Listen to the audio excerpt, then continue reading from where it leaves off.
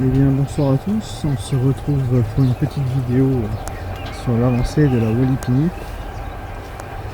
Donc je m'excuse déjà par avance pour la qualité de la vidéo parce que ce matin j'ai cassé mon téléphone, j'ai pété l'écran. Et là je filme avec un vieux Windows Phone bien pourri mais bon, il a 7 ans et il a le mérite de toujours marcher. Donc voilà, j'ai bien avancé, hein. J'ai fini toute la structure extérieure avec la mise en place de tous les poteaux. Du coup j'ai pu bâcher par-dessus le trou complètement. Comme ça me permet d'accéder à l'intérieur et d'avoir une meilleure vision des choses. Donc ensuite là j'ai fixé la bâche. Donc pour l'instant elle est fixée avec les serre-joints. Donc là je vais vous expliquer le truc. C'est comme j'avais dit.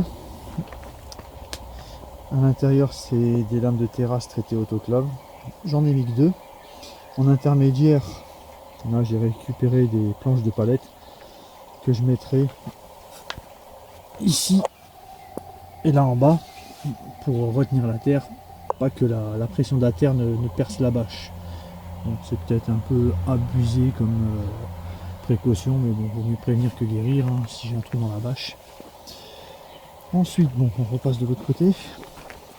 Ce qui va se passer, c'est qu'ici je vais mettre des vitres.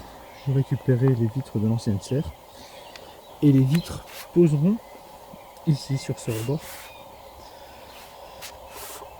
afin que l'eau qui va ruisseler descende le long de la bâche dans la terre et en aucun cas ne repénètre dans la serre et surtout pas dans le bois.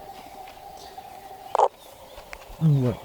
Ensuite là, le pied de la bâche il est beaucoup plus long parce que je vais creuser dans la terre et l'emmener jusqu'à la couche de glaise afin que l'eau puisse ruisseler, parce qu'en fait quand il pleut, ce qui se passe chez nous, c'est que la terre se gorge d'eau, la glaise elle fait son office, elle devient étanche et la terre et l'eau ruisselle en surface.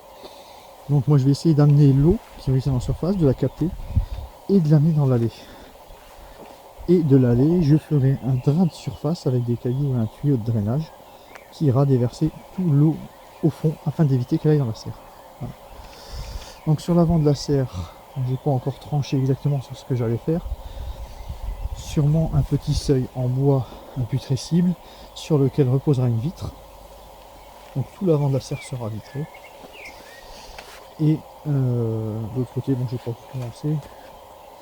J'ai cassé déjà un de mes panneaux en fleurs et ça me fait mal au cœur.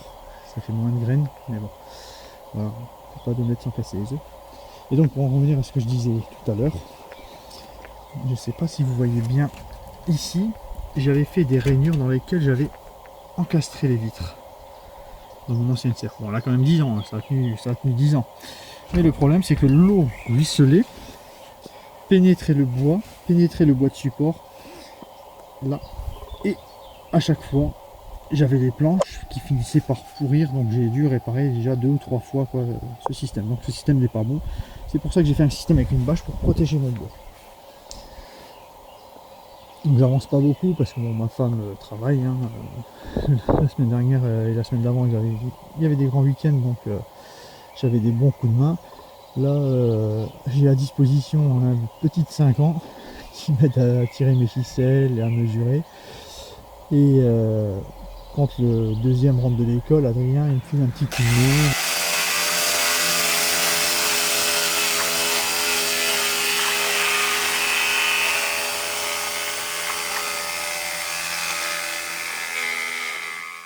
Il a vite fait après de retourner sur la PlayStation, faire des games avec ses potes.